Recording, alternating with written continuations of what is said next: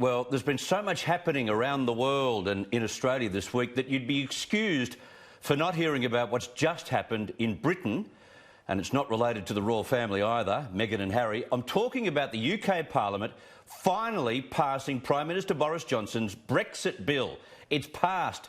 Britain's exit from the EU is now complete. The bill will routinely pass the House of Lords next week, they're saying, so it paves the way for Britain to leave on schedule January 31. So will this lead to a better trade deal for this country? Maybe even a more traditional relationship, a closer relationship with Britain? Matthew Lesh is Head of Research at the UK's Adam Smith Institute. He's in Australia at the moment and he's in our Melbourne studio right now. Matthew, thank you very much for your time. Good evening. There must have been times last year when Britons, and you included, thought this is never going to happen.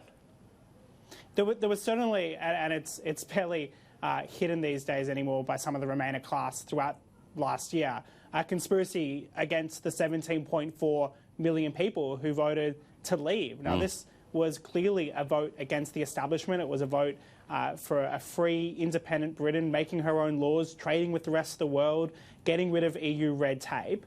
But at every single point, they did everything they could to frustrate it. And you saw that through just even the nature of Theresa May's deal, which many would say was Brexit in name only. And then even the tendency of even Brexit in name only wasn't enough for Remainers to vote for it. And they just basically hoped at every stage they could not support Theresa May's deal and block Brexit altogether and have a second referendum.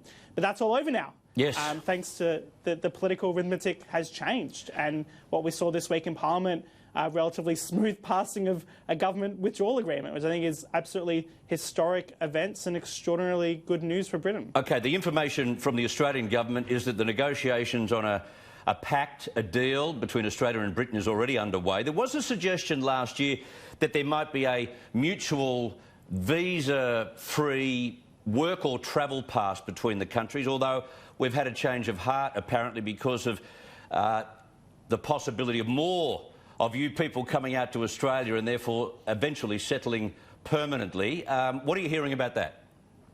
Well, I think this is quite an interesting debate, this discussion about Britain's ability to open itself up to the world, to have stronger links with some of its traditional allies, including countries like New Zealand, Canada and, of course, Australia. And there's been a quite big move for free movement. It's something that has very strong support in polls in Australia and the UK. I think as part of any trade agreement, there's always going to be a chapter on mobility, on the ability of workers to be able to move between the countries, because as much as trade and physical goods is important, often to really get business relations going, you need to be able to move staff between different countries. What you could probably look towards, if not full free movement, a strong potential for the kind of arrangement that Australians have in the US, which is the E3 visa. It's basically any Australian who can find a job in the US can relatively easily get a visa. That makes sense, but we've already got the template with the United States. If we've got the template there, why wouldn't we have it with Britain? Let's talk specifically. What Australian exports will the UK be interested in specifically? Well, I mean, both Australia and the UK are really largely service-based economies. So there's a lot of synergies there in fintech. There's a lot of synergies there in software and banking and financial services. There's a lot of UK companies, one like Revolut, a UK-based company that's just starting up in Australia now. So they want ease of market access for those kind of services, and that really works both ways. I think there's a lot of potential, particularly for Australian export of agriculture into the UK. There's a thriving market. I mean, already as we speak, half of UK food consumption is imported food. The UK has always been a great food importer since the days of the abolition of the Corn Laws.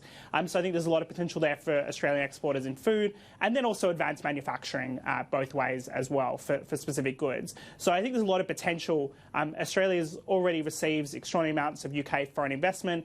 There's major companies, say a company like Lesh is a huge builder in London, another Australian company. There's already pretty strong links, but since the vote to leave, there's been a lot of renewed interest from businesses in Australia-UK trade, and once the UK leaves and once there's signed a comprehensive trade deal, something Australia hasn't been able to get done with the EU because it's just hard to sign a trade agreement with 27 different countries. 27 different countries. It was always a pain in terms of red tape. One quick one. I wish your PM would have a word to our PM and talk about nuclear power. We could use your expertise. I think that's completely right. The UK has got an ambitious target of net zero carbon emissions by 2050. Quite frankly, the only way we're going to be able to achieve that is through technological solutions, and a big part of that has to be nuclear energy as a baseload energy. Yeah. You're not going to be able to use renewable energy to get up to the amount of energy you require. So countries without nuclear, let's say Germany, which has gotten rid of its nuclear energy, has to build more coal because you need that baseload energy. Correct. So I think nuclear is something Australia absolutely needs to talk about. Yeah, I agree entirely with you. You enjoy your time before getting back there. Matthew Lesh, thank you very much for your time. Thank you for having me.